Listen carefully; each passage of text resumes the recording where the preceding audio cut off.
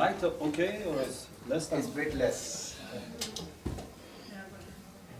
Maybe some are burnt. Okay, so please project your light here. Bismillah ar-Rahman ar-Rahim. La hawla wa la quwwata illa billahi al-aliyyil azim. Alhamdulillahi rabbil alamin. صلى الله على سيدنا ونبينا أبي القاسم المصطفى محمد. اللهم صل على محمد وعلى آله الطيبين الطاهرين لا سيما بقية الله في الأرضين أجل الله تعالى فرجه الشريف وجعلنا من أعوانه وأنصاره. اللهم أخرجني من ظلمات الوهم وأكرمني من نور الفهم. اللهم افتح علينا أبواب رحمتك وانشر علينا خزائن علومك برحمتك يا أرحم الراحمين. We've been studying the role of self-love or حب الذات in our actions. We said that according to many Muslim scholars, especially those who have philosophical approach, as well as many Western thinkers, we do everything because of our love for ourselves, because of hubb al-dhat, out of hubb al-dhat, self-love. It means that we do things in order to benefit, or in order to avoid harm, in order to become happy or avoid pain.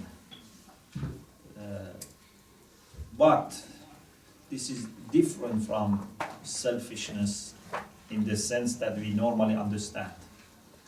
You can be a person who is thinking very seriously about his own interests, but at the same time be a kind person, a helpful person, a person who gives what he has to those who are in need, even if he or she is in need.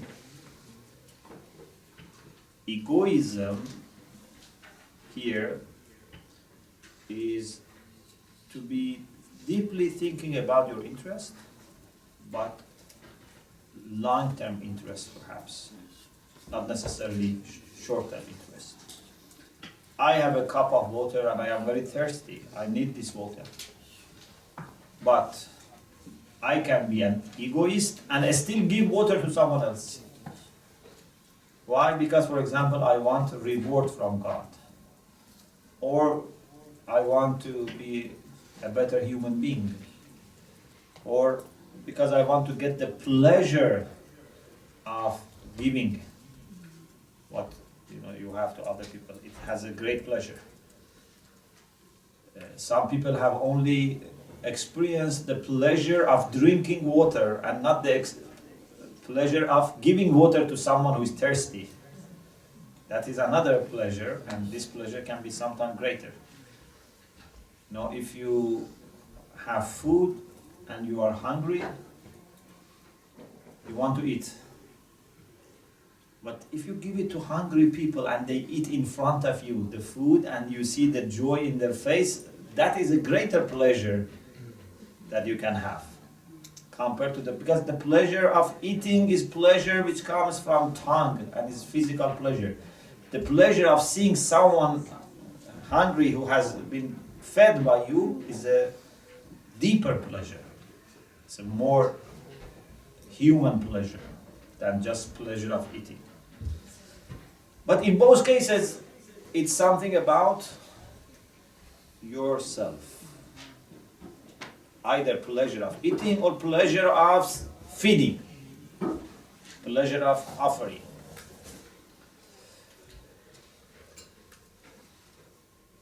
According to them, it's impossible for us to totally ignore our own interests. Even some people back up this ethical egoism by psychological egoism. And psychological egoism means that our mind is built, is made in this way, that we think about ourselves. It is our psychology. Human psychology is that we only think about ourselves and we cannot think otherwise. Maybe if you can reduce echo. We cannot think otherwise.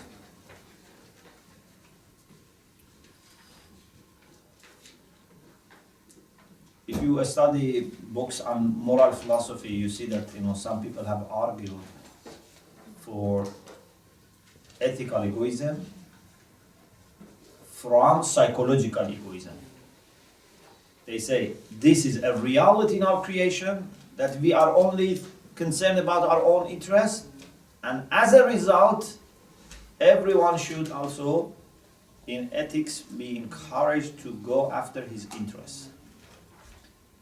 Then a question arises that if we are built and made and created in the way that we can only think about our own interests, then what is the point of encouraging people to do this? What is the point of having morality? Because morality is when you have different options. As you remember, we said morality discusses voluntary actions or qualities of the soul that are in our hands. We have control over them, at least control over changing them, over stopping them. You remember we discussed this in the beginning. So what is the point of having ethics if you really believe that we are created in this way? The answer that can be given on behalf of these people is that, okay, it is true that we are created in the way that we only think about our own interests. But we study ethics in order to educate people how to think about their interests.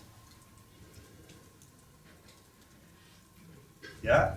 If you are not educated, then you always think about short-term interest, immediate interest, and many times superficial interest. In ethics, we want to tell them, okay, you have to think about your interests, but broaden your mind and vision. Try to experience some kind of self-interest which is good for you and for other people. When there is immediate interest and your concern is only for immediate interest or short-term interest, then there is conflict. Salam alaikum.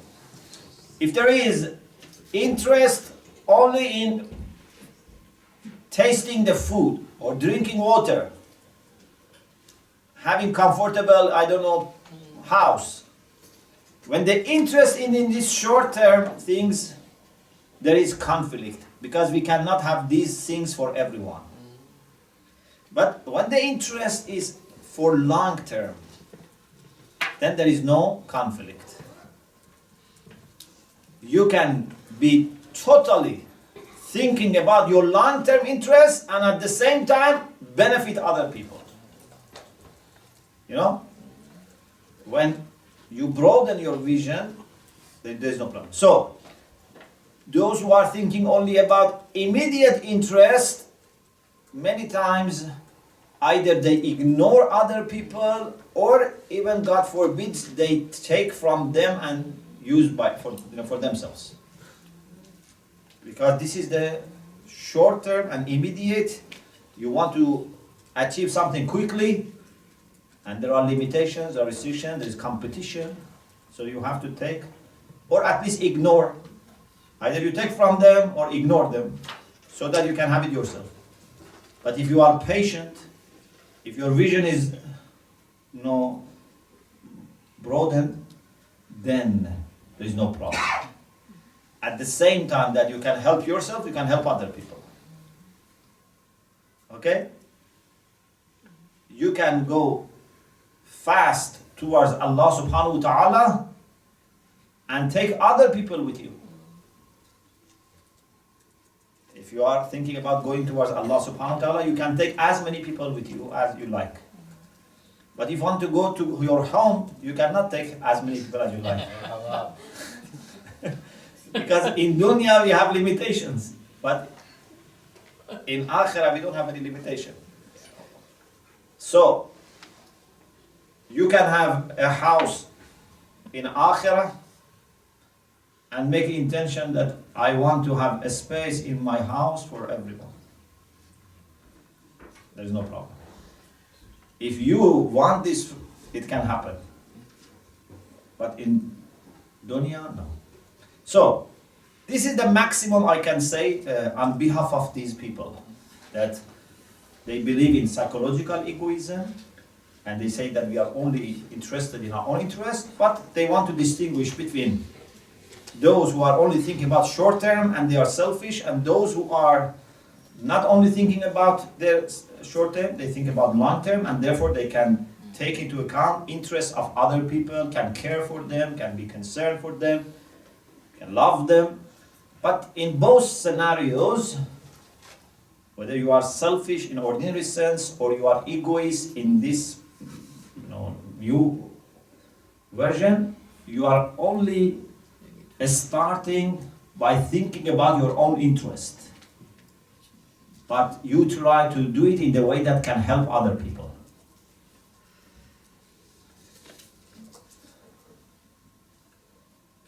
Sometimes you may say, but when we do things, we never think about what I am going to gain. For example, a mother helps her child, but she's not thinking about what she's achieving herself. She's just trying to help the child. She's not thinking of reward, or she's not thinking of getting pleasure of, looking after your baby, or she's not thinking of getting rid of the pain and suffering of a mother when she ignores her child. Because they say, when you don't look after your child, you suffer. And in order to avoid that suffering and bad, feeling, you help your children. But some people say, no, we don't think about these things. They say, you think that you don't think. These are happening so quickly in your mind that you don't notice. But unconsciously, every person goes to this process that thinks about his or her interest, based on that makes decision, but this can happen so quickly that you don't realize. We have a term which is very much used in different sciences, Islamic sciences, called irtikaz. Irtikaz means something which is deeply built or happening inside our mind. So they say it happens irtikazi, means it happens deep in your mind, but you don't notice. Sometimes something happens very much deep, and you only see the surface. You don't realize. Okay? But this happens definitely. This is what they say. Okay. What is my understanding is this. I think we have to distinguish between two things, and this is the key to this issue, this problem. I accept one of them, but I don't necessarily agree with the second. These are two separate things. I accept and agree with these scholars that we don't do anything unless we have interest in what we do.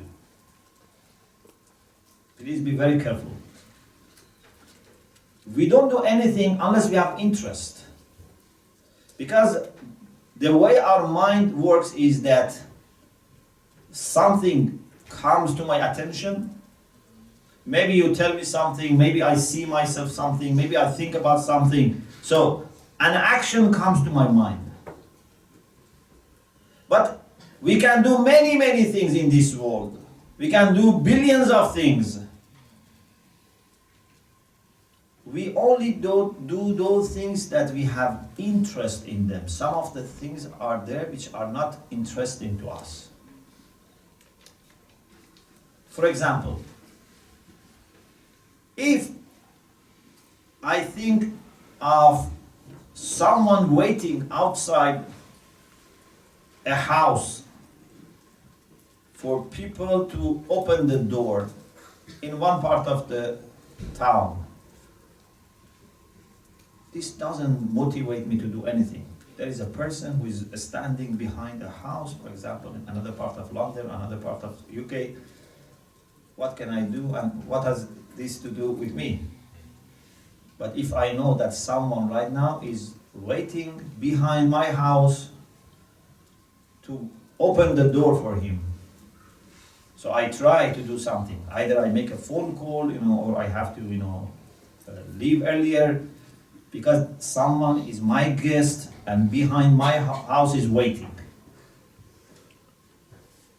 If 10 people wait outside someone else's house, it doesn't make me, do anything. But if one person is waiting outside my house, I feel I have to do something. You understand? Why? Because I have interest in this issue. But in the other one, I don't have interest. This is not my business. Yeah? Sometimes even thinking that someone might be waiting for me outside my house, even thinking about the possibility of this may motivate me to do something. If I think right now that, for example, a person is putting a ticket on my car, even thinking about this can move me. But if I am sure that he's putting a ticket on someone else's car, may not move me, because I have no interest in that. Okay? Yes, if I can, inform the person, that's another issue. But if I have no way to inform the person, it has nothing to do with it. Okay? So I accept this, that we do only things that we have interest in them. But what I have difficulty in accepting is that to have interest in something means that that thing must secure my interest. This is another issue. To have interest in something is different from gaining from something, from receiving, some interest, or having some interest, or securing some interest for yourself in that. These are two different things. Maybe Allah subhanahu wa ta'ala has put in me desire for my own good and also desire for good of other people. And for me to be motivated to do something, it's enough if one of these desires is activated. If I know that there is something that can meet and satisfy my desire for my own good, I will go after it. But if there is something that can also satisfy my desire for doing good to other people, that also can motivate me and can activate my desire, can trigger my desire. These are two different things. In other words, in order to have interest in something, in order to have concern for something, it doesn't need to be related to my own interests. What is wrong with thinking in this way? That we have all love for ourselves, definitely. If we didn't have love for ourselves, we would not have, protected ourselves. We would not have work. We would not have, studied. We would not have defended ourselves. We love ourselves. Definitely, we love ourselves. But what is wrong in saying that at the same time we are created in the way that we love also other human beings? Or not only human beings, animals, plants. We love them as well. If I know that I can bring joy or happiness or good to someone else, that is enough to motivate me. I don't need to translate that into an interest for myself and then start doing something. A mother, in my view, my humble view, maybe I'm wrong, but my humble view is this. A mother can do things either because she finds that this is good for her, or she finds that this is good for her child, without translating that good for my child means that it is good for me. Because I want to have the pleasure of being a good mother, or I want to avoid the pain of feeling bad that I have ignored my child. No, a mother can think seriously, genuinely about the child without reducing that to something about herself. How many mothers, for example, wake up in the midnight and look after their baby just because they want to get a pleasure, or just they want to not suffer, because say, if I continue sleeping, this sleeping is not good, because I feel I have done something bad. Let me do this so that I can enjoy my sleep. I don't think this is what mothers think.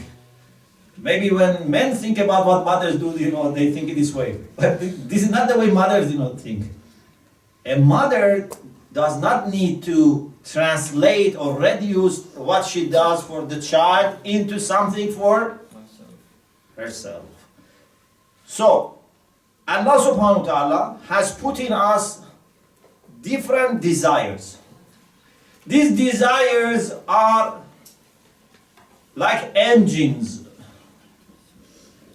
If these engines are turned on, you get energy and you do something.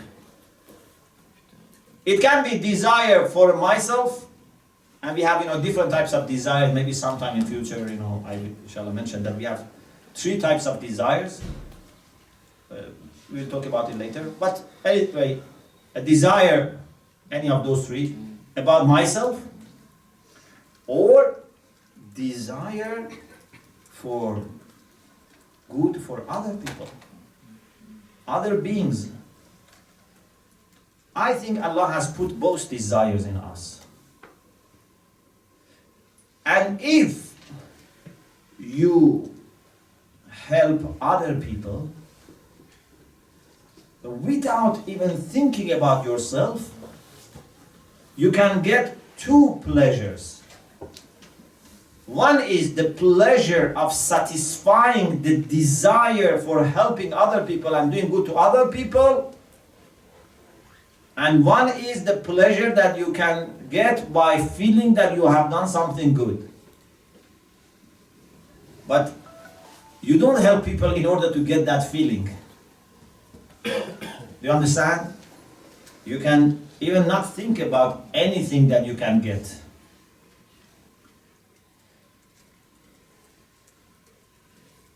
If you, for example, see there are people who are poor,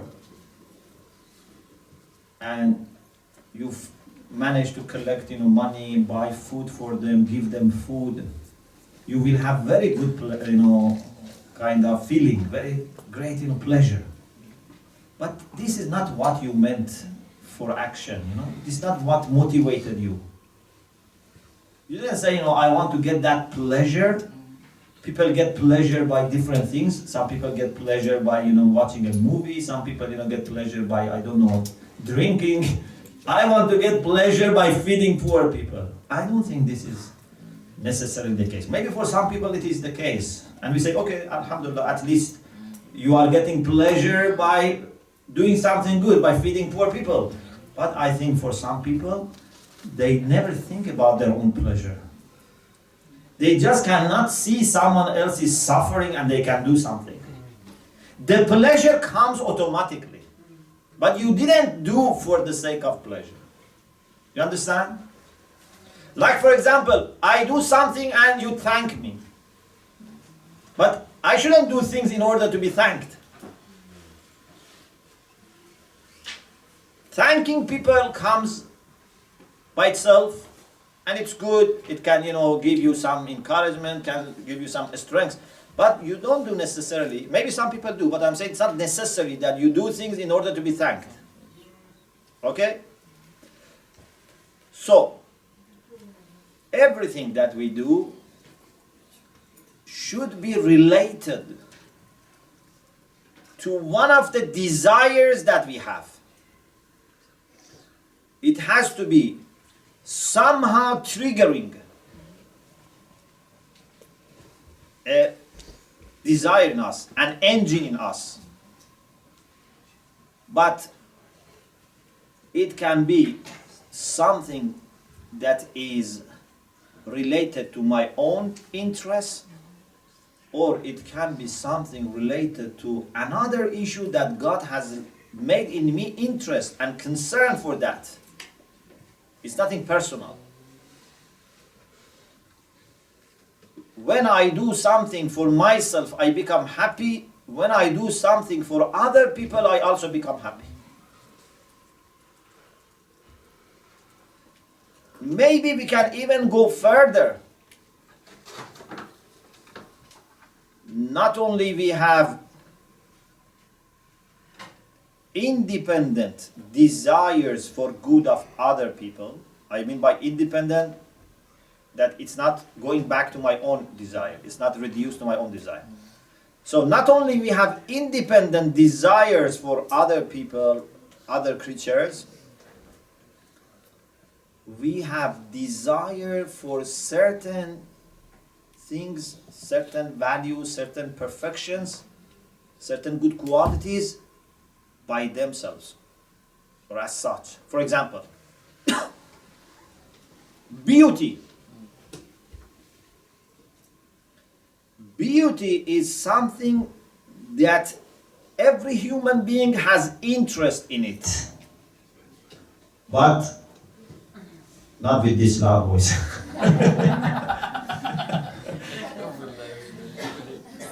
So, everyone has interest in beauty. Okay? According to this theory that we were discussing, they say, I have interest in beauty when it's related to me. For example, I want a beautiful car, beautiful house for myself, beautiful dress for myself. So I have interest in beauty for myself because I want to enjoy. But I think maybe it's much more than this. I think Allah has made in human beings concern for beauty even if it has nothing to do with me. For example, if someone describes for you a beautiful, for example, village that you have never been there and you are never going to be there, still you have interest in thinking about that beauty and knowing that there is such a beautiful village. And if you can do, for example, something to safeguard that beautiful village, you will do. You will not say, okay, let me see, am I going to visit that village? Then you say, no, I'm not going there, so I don't bother. Even if it's destroyed, I don't bother. Many people, they don't bother. But I'm saying it's not necessary for human beings to be like that. I think a good human being is the one that has concern for beautiful villages, beautiful towns, beautiful jungles, gardens, even if he knows that neither him nor his children or progeny are going to visit that place. Still we have concern for beauty. Even if you tell me that there is a beautiful, scenery in another planet, which is in danger, I feel pain. Or I should feel pain, yeah? As human beings, we feel pain. So, the same is with knowledge. We have interest in knowledge, even if we are not going to from it. Yeah? For example, no one is going to pay you for learning this knowledge, and you are not going to benefit from this in your life, but still we love to know. many times I have mentioned this story about Abu Rayhan Biruni. Abu Rayhan Biruni. Biruni in Farsi means outsider, or sometimes the part of the house which is for the guests, not for the family. Biruni means outsider, external.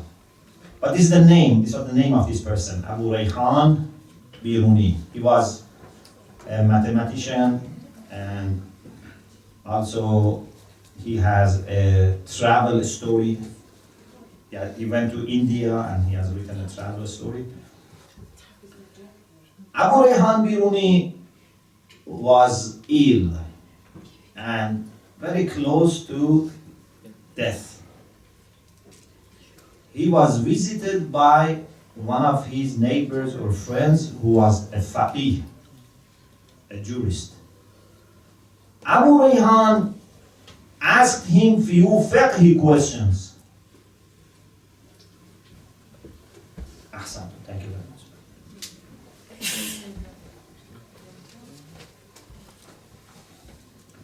Abu Rayhan asked him few fiqh questions.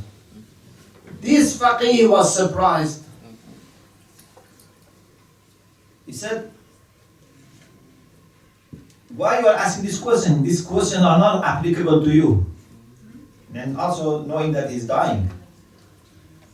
So Abu Rayhan said something very important. He said, is it better to die while I know or while I don't know? I am going to die anyway. But is it better to die while I know or to die while I don't know? هل يستوي الذين يعلمون والذين لا يعلمون? Are they those who know and those who don't know the same? This is very important. Knowledge is valuable for people by itself. And when you need it and you act upon it, it's more valuable. Okay? It's very important. Of course, we are not encouraging people to learn things which are not useful. Because our time is limited, our resources are limited, we should prioritize. We should learn those things that we need more. But I'm saying that this is management. Otherwise, we as human beings love to learn, love to know. Okay? Then we have to regulate it. We have to prioritize. But knowledge for us by itself is valuable. Even sometimes we want to learn things that maybe they bother us. Yeah? Sometimes we try to know what someone has said when I was not there about me and backbited me. This can bother me, but I want to know. No, of course this is not good. But we have interest in knowing things even if they bother us. Allah subhanahu wa ta'ala says in the Quran, لا تسألوا عن أشياء إن تبدأ لكم تسؤكم. Don't ask about those things that if they are disclosed to you, then they will make you suffer. Okay? This is management. So it's not that you investigate and try to find out everything. Okay? You have to regulate, you have to manage your curiosity. But what is important is that there is curiosity. If there was no curiosity, there was no need to manage it. We have interest in knowing. Not because knowing is securing some of our interests. Do you get my point? It's like beauty, as I said. And knowledge is the same.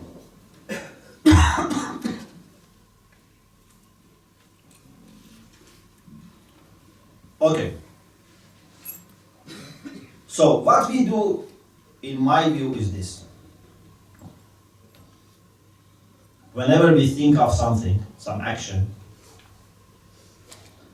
we go through a process. We start thinking about doing, not doing, outcomes, different things.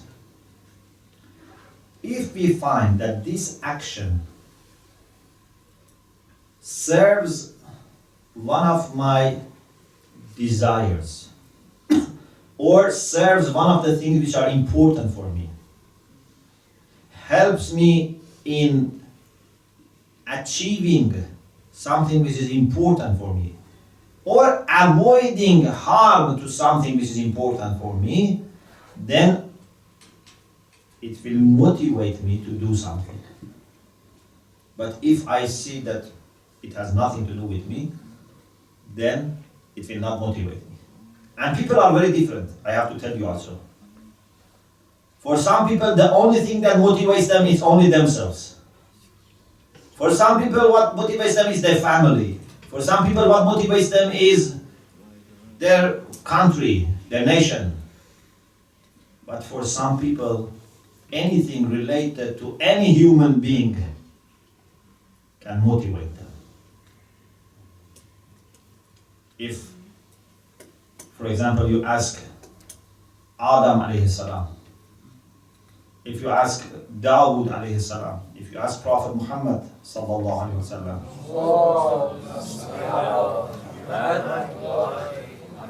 what would motivate you to do something? They would say anything related to any creation of God. Why? Because I am Khalifatullah. Khalifatullah is responsible for anything on this earth. Allah says, Ya Dawood, inna ja'alnaka khalifatan fil ard. So, for people in that caliber, anything that relates to any creation of God on the earth is enough to motivate them. If Rasulullah knows there is an orphan in another part of the world, that Rasulullah has never met him and that orphan has never met Rasulullah, and that orphan is in pain, Rasulullah feels great pain. Because he's Khalifatullah. Some of us only are Khalifatullah in our family. We think only about our family. This is not good. We have to reach that high level. So there's a big gap between us and the Hujjah of Allah. If you want to get closer to the Hujjah of Allah, it's not just by doing tawassul and dua. If you want to get closer to the Hujjah of Allah, you have to broaden your vision and your concerns. Yeah? If the Hujjah of Allah has concern for billions of people, so then you tell me for how many people you have concern, then I can tell you how close you are to Him. Have you got concern for all the Shia? So Alhamdulillah, you are closer. Have you concern for all Muslims? So you are closer. Have you concern for all humanity? Then you are getting very close to Hujjah of Allah. So this is a very good way of measuring how close we are to the Hujjah of Allah.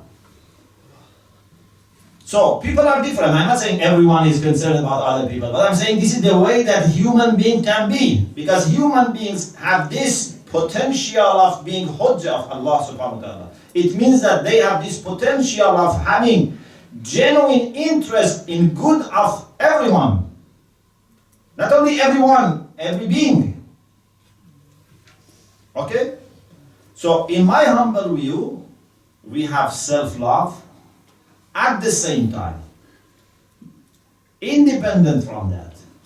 Next to it, not out of it. Next to it, independent from it, we have love for other people. We have love for other things. I can do things for self-love, out of self-love. I can do things out of my love for other people. I can do something for both of them, because sometimes both of them get combined, sometimes one of them. So a person who becomes, for example, a martyr, according to the view that many scholars have, he becomes a martyr because he wants to get reward from God. So he says, I give my physical life but I want to gain something more. So he's calculating. Okay, he's calculating. He says, I give something and I gain something better. Of course, this calculation is there in the mind of many people. Even Quran uses this calculation. Yeah?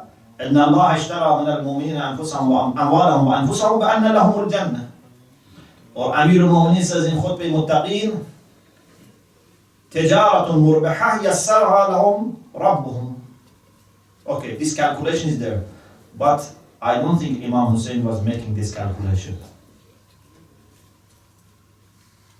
When you become a servant of Allah subhanahu wa ta'ala, you don't think about these issues. You say these are not related to me. My physical life or even my life in heaven has nothing to do with me. My Mawla knows about this. I leave it to my Mawla. I want just to please my Mawla. I don't have any time to waste on thinking about myself. Yeah? Why I should, think about myself and my own interests, even if it is interest in Akhirah. I have the best Mawla. I have a Mawla that is loving me more than anyone else, and I just want to do whatever I can do for him. I don't need to, worry about myself. A child never worries, in his house about breakfast and lunch and dinner, Says, I have loving mother and father. They work hard always to provide me with food. Why I should bother about food? How many times have you slept in your house without food? For those whose parents are caring and can afford. Maybe even over years, never happened to us, thinking about, being in my mother and father house and they let me, sleep without food. I'm 100% sure that even if they don't have, they feed me. What about Allah subhanahu wa ta'ala? Has ever Allah subhanahu wa ta'ala ignored us? Has His love for us been less than our parents? So why I should be worried about myself? Why I should be worried about even my akhirah? Let me do everything for Him. Let me do everything to promote His cause. And I am 100% sure that He will plan the best things for me. Prepare the best thing for me. I think this is possible. I'm not saying this is something that everyone can do, but I think this is possible. Why we should, limit and say everyone is thinking about his own, interest. Everyone is just acting out of self-love. No. There are people who have reached this point. Awliyaullah, prophets, imams, they have reached this point. They never think about themselves. Once a person asked me, what is the meaning of servant, abd? To define abd is easy. Worshipper. Who is worshipper? Everyone can define. Even you ask a child, what does worshipper mean? He says the one who worships. But who is abd? It's very difficult to define.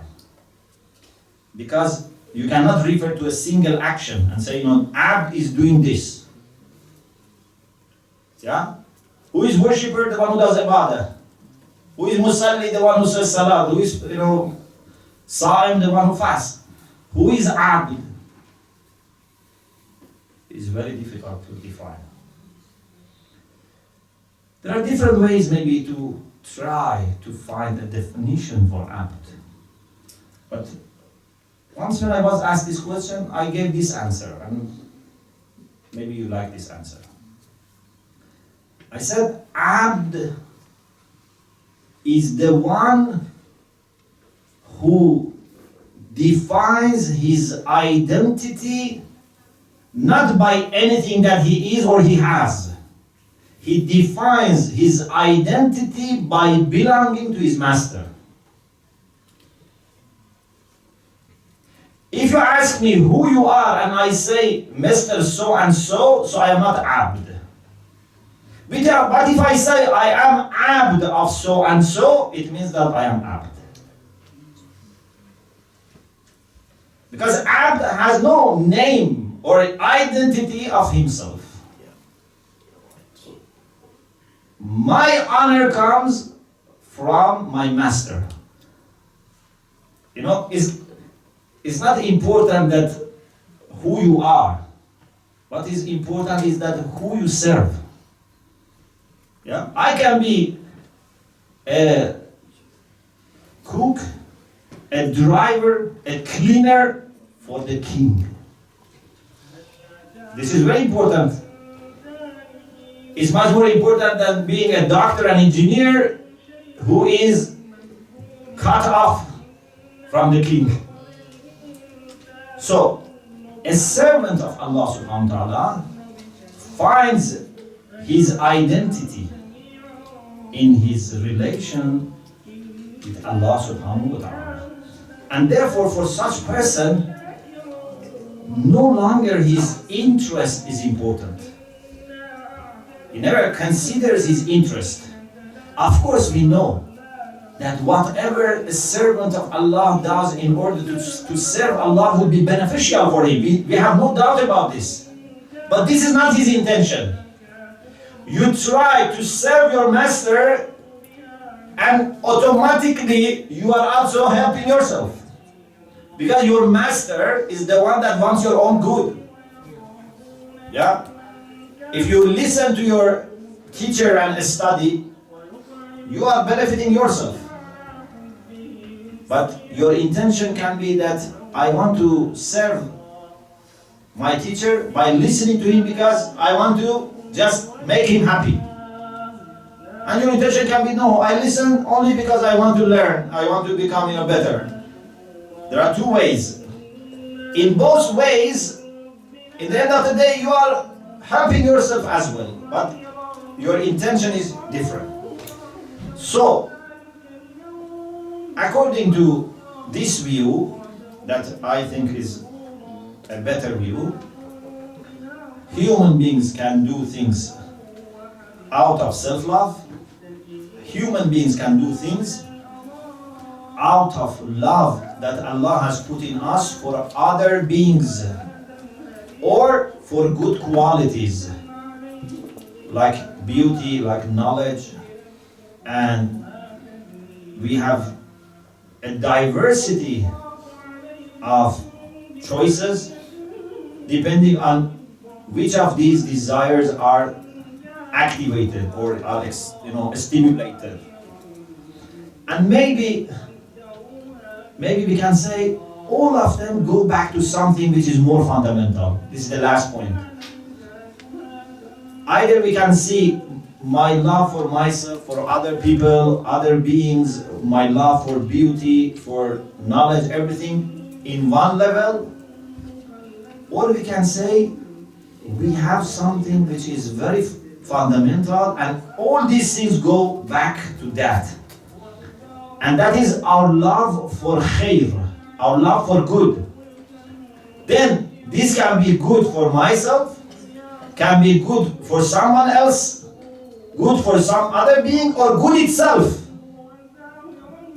Good itself, by itself, is important for us. Light by itself is important for us.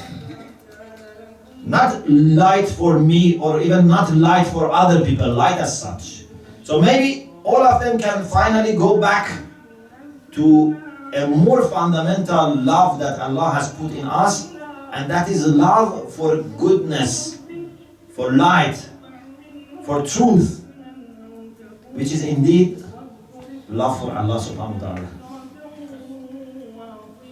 Because He is the absolute goodness, He is the absolute light.